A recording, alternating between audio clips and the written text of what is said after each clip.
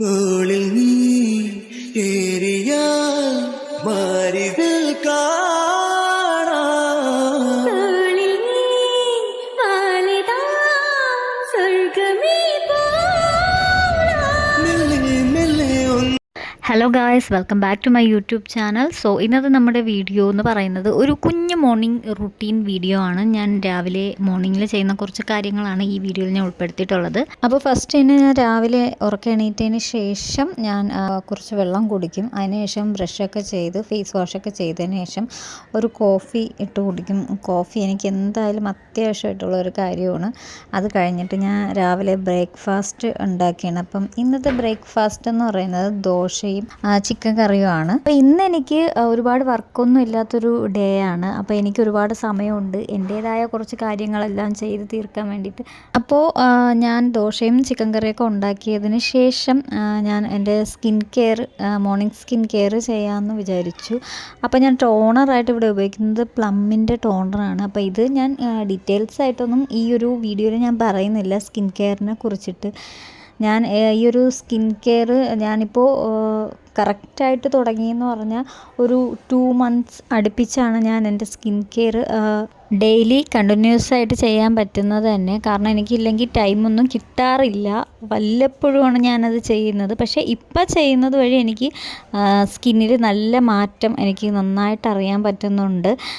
ഇപ്പോൾ ഞാൻ റെഗുലറായിട്ട് ഉപയോഗിക്കുന്ന 2 സെറമാണ് ഈ കാണുന്നത്. ഒന്ന് സിമ്പിളിൻ്റെ 10% നയാസിനമൈഡ് ബൂസ്റ്റർ സെറവും, ഒന്ന് വന്നിട്ട് ഡെംഡോക്കിൻ്റെ 10% നയാസിനമൈഡ് സെറമാണ് ഈ കാണുന്നത്. അപ്പോൾ രണ്ടും എൻ്റെ സ്കിന്നിന് നല്ലൊരു മാറ്റമാണ് തന്നിരിക്കുന്നത്. അപ്പോൾ ഇതിൽ ഒരുപാട് ഞാൻ റിവ്യൂസൊക്കെ കേട്ടിട്ടാണ് ഈ ഒരു ഇത് വാങ്ങിച്ചത്, സിമ്പിളിൻ്റെത്.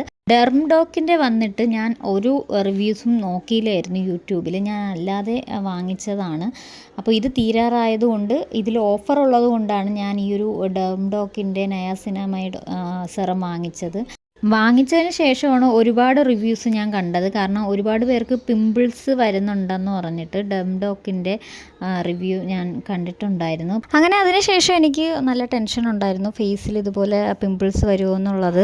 ഭാഗ്യത്തിന് എനിക്ക് അങ്ങനെ ഒരു കുഴപ്പവും ഉണ്ടായിട്ടില്ല. കാരണം ഞാൻ 2 months ആയിട്ട് ഉപയോഗിച്ചു നോക്കി, പക്ഷേ എനിക്ക് ഒരു കുഴപ്പവും ഉണ്ടായിട്ടില്ല. ഞാൻ നല്ല ക്വാണ്ടിറ്റിയിലാണ് ഫേസിൽ അപ്ലൈ ചെയ്തത്.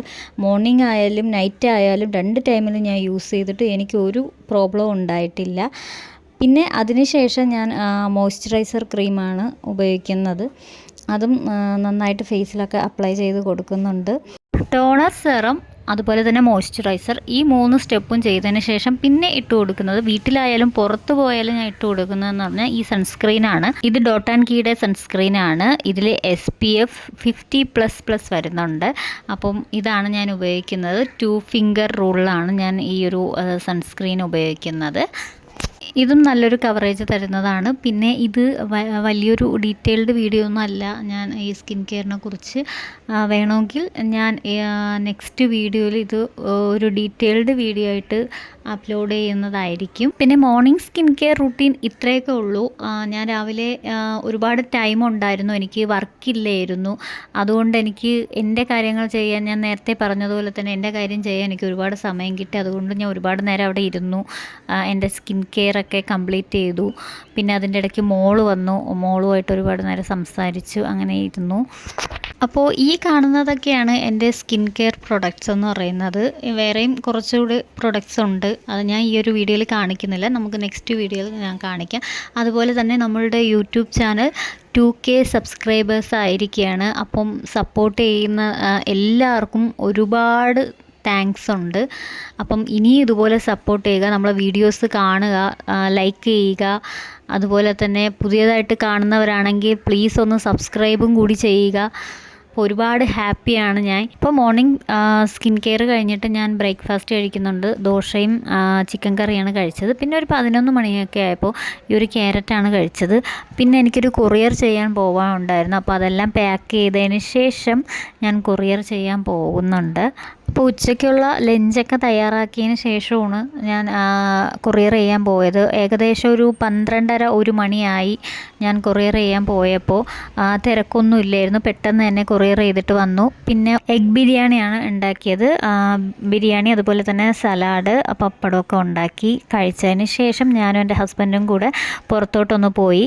സോ ഇന്നത്തെ വീഡിയോ ഇത്രയേ ഉള്ളൂ. വീഡിയോ ഇഷ്ടമായി ലൈക്ക് ചെയ്യാനും സബ്സ്ക്രൈബ് ചെയ്യാനും മറക്കല്ലേ. ടാറ്റ ബൈ ബൈ, സീ യു.